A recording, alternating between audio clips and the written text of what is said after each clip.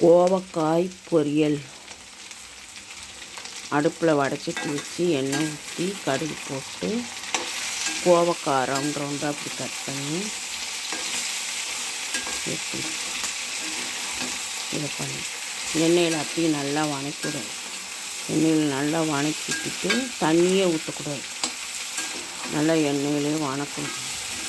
வெந்த பிறகு கொஞ்சம் மிளகாத்தூள், லைட்டாக சாம்பார் தூள், கொஞ்சம் உப்பு, மூணையும் போட்டு கிளறி இறக்கிட்டா கோவக்காய் பொரியல் 10 நிமிஷத்தில் ரெடி. காயை கட் பண்ணி வச்சுருந்தா ரெடியாக 10 நிமிஷத்தில் இந்த பக்கம் குழம்பு வச்சுட்டு இந்த பக்கம் வணக்கி 10 நிமிஷத்தில் ரெடி. ஃப்ரெண்ட்ஸ் செஞ்சு பாருங்கள், நல்லாயிருக்கும். நல்லா வெந்துடும். நல்லா வணக்கி விடணும்.